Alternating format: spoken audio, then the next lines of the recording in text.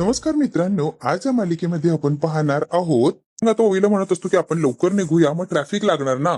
Traffic लागायच्या आधी घरी पोहोचलो तर बेस्ट आहे ना बाळा. आपण लवकर जाऊया, तू लवकर तयार हो. ओवी काय ऐकायला तयार नसते. सारंग सांगून सांगून अगदी थकलेलं असतो. घरी जाऊ, तुला हवंय ते देईल मी, फक्त घरी चल ओवी प्लीज. सारंगने खूप समजावलेलं असतो, ओवी काय ऐकायला तयार नसते. मग तुम्हाला काम आहेत ना बाळा, चल की. पण हिरो आता बबलू आणि अबीर आलेले असतात सारंगकडे. नाश्ता करताय गरमागरम, आपण पण जाऊया. अबीर म्हणतो नाश्ता करून जाऊ ना की. नाश्ता करा गरमागरम आणि मग निघा तुम्ही. खूप हॉटेल आहेत मध्ये, कुठे पण आम्ही नाश्ता करूया. टेन्शन घेऊ अबीर आमचं. आता सारंग अबीरला रागवतो, ओवी बाळा आपण जाऊया. मला कुठे जायचं नाही, सांगितलंय ना तुला मी. म्हणतो ओवी वेडेपणा करू नको ना प्लीज, तुझ्याशिवाय राहायची सवय नाही म्हणून ताप आला होता मला. एकदम बरी आहे, ताप बीप सगळा गेलाय. ताप आहे नाहीचा, शारीरिक कमी आणि मानसिक जास्त या पोरीचा ताप. बबलू आता मध्येच बोलतो सारंगकडे बघू. कडे आता सारंग रागाने बघतो, बबलू आता खाली बघून घेतो. त्याने आधी सांगितलं ना रे, शारीरिक ताप नसतो, तुझा मानसिक त्रास ताप असतो. एकटीला सोडलं की तिला ताप येणार, तू सोडूच नको की एकटीला. रंग म्हणतो बबलूला गप्प बस की जरा. अबीर म्हणतो सुपर हिरो मी काय म्हणतोय, फक्त 2 दिवसांचा आहे, काय टेन्शन घेताय तुम्ही. वातावरण किती छान आहे, 2 दिवस एन्जॉय करायचं की मस्त. बघा ना झाडं किती हलताय ना, बघा की सळसळ सळसळ करताय. सारंग म्हणतो वा, बघा की कावकाव कावकाव करताय. म्हणजे बघा की चिवचिव चिवचिव. अबीर आता टाइमपास करत असतो आणि सारंगच्या लक्षात येतंय. तो बास बास बास, बबलू काका बोलू द्या की. काका यालाच तर संगीत म्हणतात. तो संगीतात तुमची मुलगी शिकणार म्हणल्यावर लकीच आहे ना, मग राहू दे की या संगीतात तिला. की 2 दिवसांचा प्रश्न आहे ना, प्लीज राहा सुपर हिरो. ठीक आहे तुला राहायचं तर राहा, मला काम आहे, मी जातो बाळा. आजारी पडली तर परत येणार का माघारी. चल आत्ताच्या आत्ता ओवीकडे जायचंय हो ना. धावपळीत माझं लग्न राहून गेलंय. लग्नाचं काय आलाय मध्येच विषय बबलू. त्याला सोडून कसं जाणार आहे सांग रे. बबलू काका बरोबर बोलतोय बाबा. मग तिकडे जाऊन तरी काय करणार, 2 दिवस राहा की. काय करणार म्हणजे काय, कामं असतात ना रे बाळा. पेंटिंग आला मोठा वकील केस सोडवणारा म्हणे. म्हणतो नाहीतर काय, सध्या सुट्टीचे आणि एक पण केस नाही. खोटं बोलू नको तू सारंगदा. आता बबलू पटकन बोलून गेलेलं असतो. म्हणतो देऊ काय ठेवून. बबलू गप्प बसतोस का प्लीज प्लीज प्लीज. हट्ट करून सारंगला इथे थांबून ठेवलेलं असतं अबीरने आणि ओवीने, आणि सारंग सुद्धा बिचारा मजबूर होतो की तो थांबलेलाच असतो. गोंधळ घातला ना आत्ताच्या आत्ता निघून जाईन ना मी. नाही नाही नाही, अजिबात गोंधळ घालणार नाही. ते थांबतो. आता दोघेही नाचायला लागलेले असतात. ओवी आणि अबीरला खूप आनंद होतो की सारंग फायनली थांबलाय. तू सुद्धा नाचायला लागतो. सारंग म्हणतो तू थांब की जरा. नाही आपल्याकडे बबलू ना, मग यांच्यासमोर नाही का म्हटलंस तू. सामील आहे का त्यांच्यात. नाही नाही मी कुठे सामील नाहीये सारंग, मला पकडू नको तू. लहान मुलं देवाघरची फुलं असतात, त्यांना दुखवायचं नसतं रे. तुझं काय रे, तुझं काय वातावरण बघ की. झाडांचा काय आवाज आहे, त्यांच्या पानांचा काय आवाज आहे बघ की. हावळे कावकाव करताय, चिमण्या चिवचिव करताय. बघ रे सारंगदा बघ रे. आता पळून गे. सारंग बबलूच्या मागे मारायला धावतो की बबलू आता पळून गेलेलो असतो. त्याला नादाला लावतो आणि तो पळून जातो. त्याच्या लक्षात येतं एकंदरीत त्या तिघांनी मिळून ड्रामा केला आणि बरोबर मला इथे थांबून ठेवलं. आता तिलोत्तमा फोनवर बोलत असते आणि तिलोत्तमाच्या घरातून वकील अगदी घाईघाईने निघालेला असतो. तिलोत्तमा बघते की हा वकील काय करतो एवढ्या घाईने.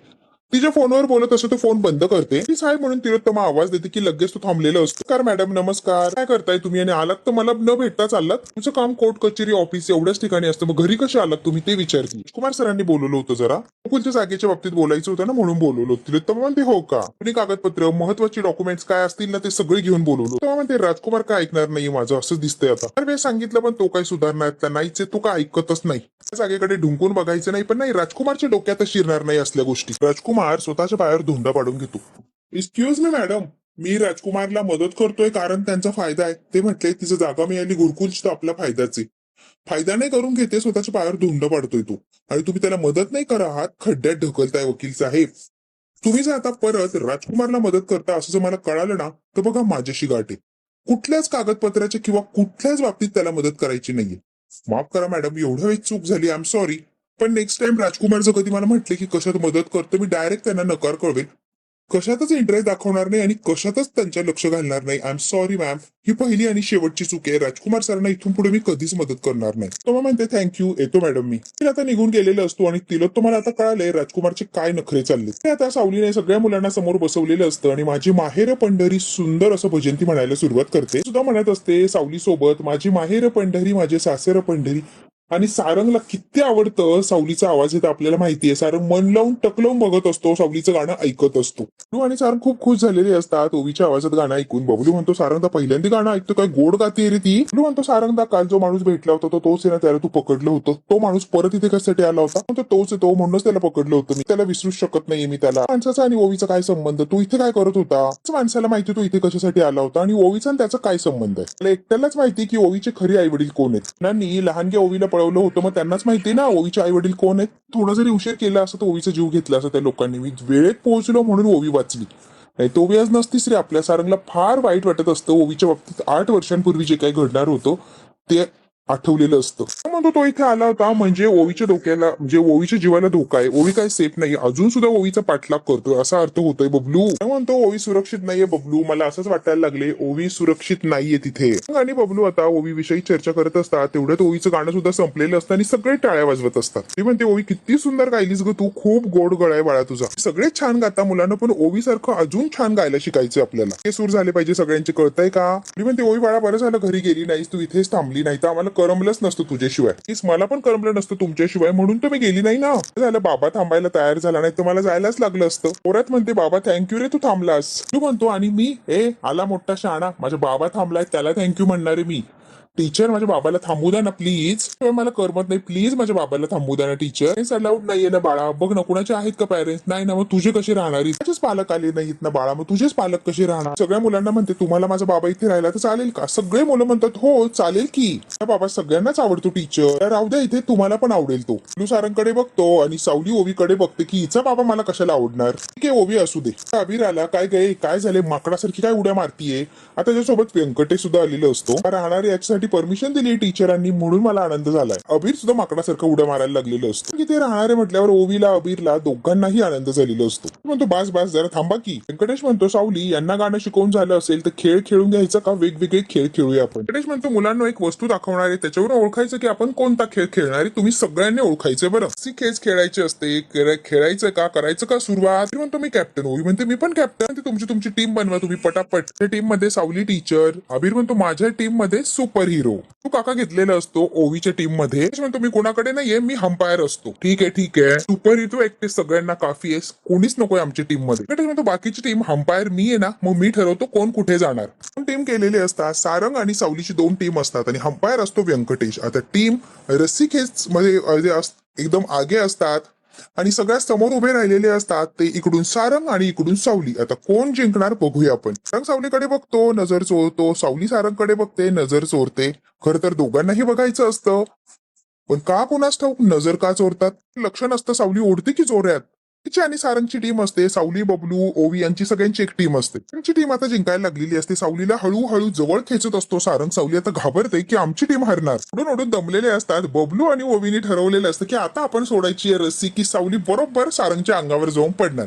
रस्सी सोडली की सावली बरोबर सारंगच्या अंगावर पडणार असते. बबलू आणि ओवी एकमेकांना खुणावतात. बबलूने आणि ओवीने बरोबर रस्सी सोडून दिलेली असते की सावली पडते डायरेक्ट सारंगच्या अंगावर जाऊन. सारंगने बरोबर तिला घेतलेली असते व्यवस्थित, पण सारंग बिचारा खाली दबलेला असतो. आता ओवी बबलू हसत असतात आणि सारंग आणि सावली एकमेकांकडे बघण्यात इतके मग्न झालेले असतात. सारंग खाली असतो, सारंगच्या अंगावर सावली असते आणि एकमेकांच्या नजरेला नजर त्यांनी भिडवलेली असते की त्यांना बाकीचं काहीच भान राहिलेलं नसतं. हे सगळे लोक असतात तरी सारंगने सावलीला पकडलेलं असतं आणि सावलीने सुद्धा सारंगला पकडलंय.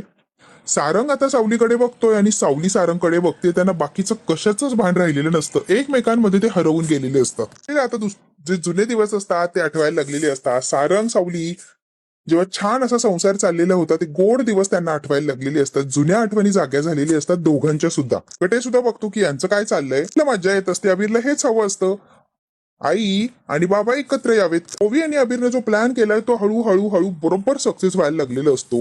सगळेच आता कौतुकाने बघतात सारंगकडे आणि सावलीकडे. ओवी आणि अबीर आता नाचत असतात. सारंग आणि सावली एकत्र आलेत म्हणून हे दोघं नाचायला लागलेले असतात. सुपर हिरो बाबा सुपर हिरो आता काय उड्या मारायला लागलेले असतं ओवी आणि अबीर. दोघं कुठे भानावर येतात आणि यांना कळतं की आपण कुठे आणि एकमेकांच्या अंगावर ग्राउंड मध्ये पडलेलो आहोत. आता पटकन दोघं बाजूला होतात आणि सावर सावर करतात. तोपर्यंत काय सगळ्यांनीच बघितलेलं असतं यांना. आता पटकन उठलेली असते. सारंग उठतो आणि ओवी आणि अबीरकडे बघत असतो. फार असं ऑकवर्ड फील होतं. सारंग इकडे तिकडेच बघायला लागतो, तो काय सावलीकडे बघत नसतो. व्यंकटेशला कळतं या दोघांमध्ये काहीतरी आहे. व्यंकटेशला फोन आलेला असतो. तर सावली एकमेकांना चोरून चोरून हे बघतच असतात. व्यंकटेश म्हणतो सावली बाबांचा फोन आहे ग. आता फोन घेऊन पळालेला असतो. सावली आणि सारंग अजूनही जवळच उभे असतात. दोघे हे एकमेकांना चोरून चोरून बघत असतात. आता तिलोत्तमा राजकुमारची शाळा घ्यायला आलेली असते. काय रे राजकुमार, किती वेळा एकच गोष्ट सांगायची रे, तेच तेच तेच तेच सांगते, तुझ्या डोक्यात बसत नाही का राजकुमार. गुरुकुलची जागा आपल्याला नकोय, तुला हजारदा सांगितलं राजकुमार, कळतच नाही का तुला की मुद्दाम करतोय तू. किराला सांगून पेपर मागवलेस ना, का असं करतोय रे तू, वाटत नाही का रे राजकुमार, 1000 वेळा गोष्ट सांगितली तरी तीच तीच चूक करतोय, नाही वाटत लाज मला. या घराच्या फायद्यासाठी एखादी गोष्ट करायला गेलो तू कुठे काय बिघडते, करू दे की माझ्या मनाने, मी जे करतो ते सुद्धा योग्यच आहे की. का प्रत्येक वेळेला नको नको मला म्हणत असते, करू दे माझ्या मनाने, फायदाच कंपनीचा होणार आहे. कंपनीचा फायदा आहे, आपला फायदा आहे, आपल्या घरासाठी काहीतरी घरात येतोय फायदा, एवढी मोठी जमीन मिळते आपल्याला. तू नाहीच का म्हणते, मला तेच कळत नाही आई. काय केलं म्हणजे तुला आवडेल ग? मी काहीही करायला गेलो, चांगलं वाईट तुला आवडतच नाही. प्रत्येक गोष्टीला राजकुमार चुकीचाच असतो. नाही तू मला सांगच, मी काय करू म्हणजे तुला आवडेल आणि ते आपल्या घराच्या फायद्याचं असेल. ती गोष्ट केल्यावर तुला आनंद होईल रे, म्हणजे तुला आवडेल. सांग ना आई तू आज. राजकुमार चिडलेला असतो आणि तिला तो मला उलट प्रश्न करतो. राजकुमार, फायदा आणि तोटा तुझ्यापेक्षा जास्ती मला कळतं. वाटत नाही तुला कुठे फायदा आहे कुठे तोटा आहे, मला कळत नाही. अरे तुला राजकुमार काहीही कळत नाही, त्यामुळे तू शांत बसत जा प्लीज. बरोबर आहे बरोबर आहे आई. या घरात फायदा आणि तोटा तुलाच कळतं, बाकी कोणाला काही कळतच नाही. आणि तू कोणाला कळालं तरी काय करू देते? तुझा ज्या गोष्टीमध्ये फायदा आहे तू तेच करू देते, हो की नाही आई? आणि आजपर्यंत तू तेच केलंय. कारण तुझा एकही शब्द ऐकत नाही. 10,000 वेळेस हात जोडून विनंती केली, रूपम कॉस्मेटिक मध्ये ये, बिझनेस सांभाळ, सगळा कारभार तुझ्या हातात घे. एकदा सुद्धा त्याने तुझं ऐकलं का? ढुंकून सुद्धा बघितलं नाहीये त्या सारंगने तुझ्याकडे. तुझा शब्द सुद्धा त्याने अजिबात झेललेला नाही. आणि मी प्रत्येक वेळेला तू म्हणेल तसं वागतो, प्रत्येक वेळेला तू म्हणेल तशी मेहनत करतो. तर नाही, तुला माझं काहीच देणं घेणं नाहीये, फक्त सारंग सारंग सारंग. वा, मुलगा कंपनीत पाऊल ठेवायला तयार नाहीये, त्या मुलामध्ये तुला फायदा दिसतो. आणि जो मुलगा रात्रंदिवस राब राब राबतो त्याच्यात तुला अजिबात काही दिसत नाही, तोटा दिसतो. वा वा वा, तिलोत्तमा मेंदळे वा. मुलगा रक्ताचं पाणी करतो रात्रंदिवस आपल्या कंपनीसाठी, घरादारासाठी. तो मूर्खपणाचं वागतो असंच वाटतं, हो ना तुला आई? तेव्हा म्हणते राजकुमार बासा खूप बोलला आणि मी खूप ऐकलंस. अति करतोय आणि या सगळ्या सारंगला आणायची काहीच गरज नाही, आता सांगते तुला मी. तुझा आणि माझा आहे ना सारंगचा काही संबंध नाही आणि त्याला याच्यात खेचायचं नाही, आत्ताच सांगते. तुझ्या आणि माझ्या पुरतच मर्यादित बोलायचंय. करत मी सारंगला आपल्या भांडणात नाही इन्व्हॉल्व्ह करत. का थांबवते प्रत्येक वेळेला, मला तेच कळत नाहीये. जे काय करायचंय करू दे की, तुला काय त्रास होतोय करू दे की. ते तू करू नको असं तुझं म्हणण्याचं असेल ना राजकुमार, तू हे करायचं नाहीये तर मला कारण सांग. तू मला कारण दे, मी ती गोष्ट नाही करणार. हे आज खरं सांगू नसता, गुरुकुलच्या जागेमध्ये असं काय की तू तिकडे जाऊच नको, हे करूच नको म्हणून तू थांबवते? काय नक्की सांग बरं, का घाबरतीयस? मला कारण कळेल का आई? राजकुमारने डायरेक्ट तिला तुम्हाला प्रश्न विचारलेला असतो की तू का घाबरतीये ते गुरुकुलाचं नाव काढल्यावर. जाऊन सांगितलंय ना गुरुकुलच्या जागेकडे ढुंकून बघायचं नाही म्हणजे नाही. प्रश्न उत्तरांचा खेळ मला खेळायचा नाही आणि तुझ्या तर कुठल्याच प्रश्नाचं उत्तर द्यायचं नाहीये राजकुमार. ती सुद्धा तुला जर ऐकायचं नसेल ना माझं राजकुमार, कंपनीच्या कारभारातून मी तुला बेदखल करेला, कंपनीत पाऊल सुद्धा ठेवू देणार नाहीये. आणि हे शेवटचं सांगते, धमकी नाहीये, मी हे करून दाखवेन तुला राजकुमार.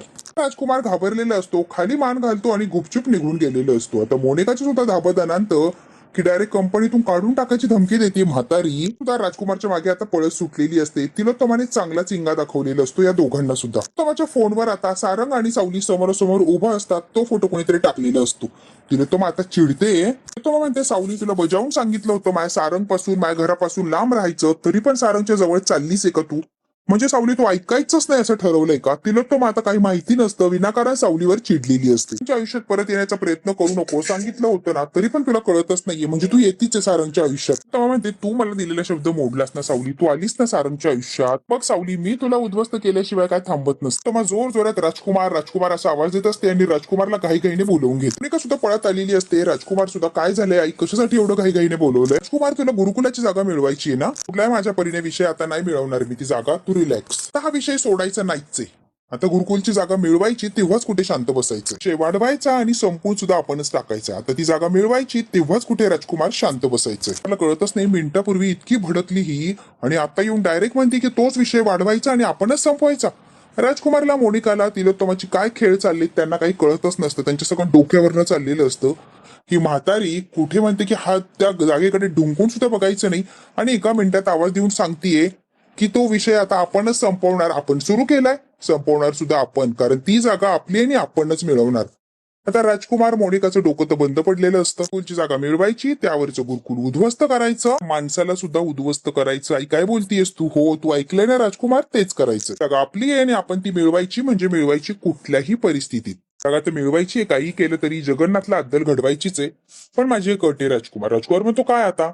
तो तिथे स्वतः जाणार नाही, स्वतः काही कायदेशीर कामं करणार नाही. जे काय करणार ते वकील आणि पोलीस. आपण समोर जायचं नाही म्हणजे नाही. शब्द देतो की मी स्वतः तिथे कधीच जाणार नाही, पण मला सुद्धा तुझ्याकडनं एक शब्द हवाय आई. बोल की माणसं गुरुकुलाची जागा मिळवण्यासाठी जे काय करतील त्यामध्ये तू कधीच पडणार नाही, हा तू मला शब्द दे आई. हे शब्द बोलणार नाही म्हणजे तू काही संबंधच नाही असं दाखवायचं. ठीक आहे, उद्ध्वस्त करून टाकते गुरुकुल. तर तो माता चिडलेली असते. तिने फक्त एक फोटो बघितलेला असतो सारंग सावलीचा आणि तळपायच्या मस्तकात गेलेली असते.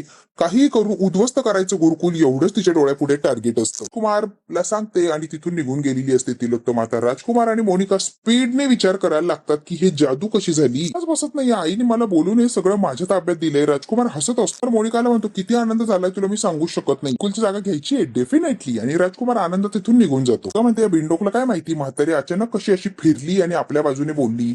सगळं काही चक्र फिरवलंय ते मोनिकाने. त्या दिवशी याला खरं कारण कळेल तेव्हा याच्या पायाखालची जमीन सरकेल की म्हातारी अशी अचानक का फिरली. स्कूलचं कायमचं बंद झालं तर यातही माझाच फायदा आहे की. सावलीला म्हातारीने दुखवलं, तिचं गुरुकुल उद्ध्वस्त केलं हे जेव्हा सारंगला कळेल तेव्हा सारंग म्हातारीला काही सोडत नसतो. का लेक आणि म्हातारी जेव्हा भांडण करेन तेव्हा ते बघायला खरंच मला मज्जा येणार आहे. तो दिवस लवकरात लवकर यावा रे. यासाठी ही मोनिका तयारी करणार. आता जगन्नाथ आणि अबीर बोलत असतात. जगन्नाथ म्हणतात निसर्गाच्या सानिध्यात गेलेत का बाळा तू. हो ना, खूप छान वातावरण आहे इथे. अरे आजोबाला विसरलास काय रे अबीर. काय नसतो आजोबा, नाही विसरलोय मी तुम्हाला. मला विसरून कसं चालेलं म्हणतोय मी. खूप मज्जा सुरू आहे पण तुम्हीच नाहीये बघा. आठवण येते बरं आजोबा. आता हा अबीर काहीही सांगत असतो बरं. म्हणत खोटं बोलू नका, कोणाला काय आठवण बिटवण येत नाही अबीर. का नाही केलास रे. सॉरी सॉरी सॉरी, आता नक्की फोन लावेन मी. आता मजाक करत असतात. एक भन्नाट बातमी सांगू का. कोणती बातमी रे. पर कोण आलं माहितीये का. कोण आलंय सांग की. आज सांगितलंच नाही तर कसं कळणार, सांग की. सुपर हिरो आले सारंग मेंदळे. सांगतोस खरंच. हो 2 दिवस ते आमच्या सोबतच राहणार आहे. कारण अलाउड नाही मग तो कसा राहणार. मी आणि ओवीने मिळून हा सिक्रेट प्लॅन केला असतो बाबा. कारण काकाला आम्हीच बोलून घेतलं ना आजोबा. याच कॅम्प मध्ये कळणार आहे ओवीच्या बाबांमध्ये आणि माझ्या आईमध्ये नेमकी काय नातं आहे. मला या कॅम्पमध्ये कळणार म्हणजे कळणार. म्हणतात अबीर सारंग तिथे आलाय हे सावलीला माहितीये का. हो बाबा माहितीये तिला. दोघांची समोरासमोर भेट सुद्धा झालीये. हो बा आम्ही दोघांनी प्लॅन करून इथे बोलवलंय हे तिला अजिबात माहित नाही बरं. तुम्ही पण आईला सांगायचं नाही तुम्ही चिटिंग करायची नाहीये. तो बा प्रॉमिस करा तुम्ही आईला एकही शब्द सांगणार नाहीये. जगन्नाथ म्हणतात प्रॉमिस नाही सांगते बुट्ट्या वांग्या मी. तिला वेळ मिळाल्यावर मला फोन करायला लावू. मी आता फोन ठेवतोय. थँक्यू आजोबा. अबीरला खूप आनंद झालेला असतो. जगन्नाथला सांगितलेलं असतं की सारंग इथे आलाय म्हणून. जगन्नाथला सुद्धा खूप आनंद झालेला असतो की सारंग आलाय सावलीच्या कॅम्पवर. जगन्नाथने फोन बंद केलेला असतो आणि जगन्नाथ म्हणतात सारंग सावली तुम्ही कितीही प्रयत्न करा लांब राहण्याचा किंवा एकमेकांपासून वेगळं होण्याचा तरी तुमचीच मुलं तुम्हाला एकत्र आणणार हे नक्की म्हणजे नक्की. तुम्ही बघा तुमची दोघांची मुलं मिळून तुम्हाला एकत्र आणणार यात काही शंकाच नाही. जगन्नाथला आता खात्री असते की सारंग सावली एकत्र येणार आणि त्यांच्या मुलांमुळेच. जगन्नाथ फार खुश झालेले असतात की सारंग कॅम्पवर आलाय. बघू आता सारंग कॅम्पवर आलाय तो 2 दिवस राहणार असतो. 2 दिवस राहिल्यावर सारंग आणि सावली यांच्यामध्ये नेमकी असा काय बदल होणार की ते कायमचे एकत्र येणार. हे जर बघायचं असेल ना मित्रांनो तर बघायला लागणार आहे आपल्याला पुढचा भाग. हा भाग तर इथेच संपतोय. व्हिडिओ आवडल्यास लाईक शेअर सबस्क्राईब नक्की करा. धन्यवाद मित्रांनो.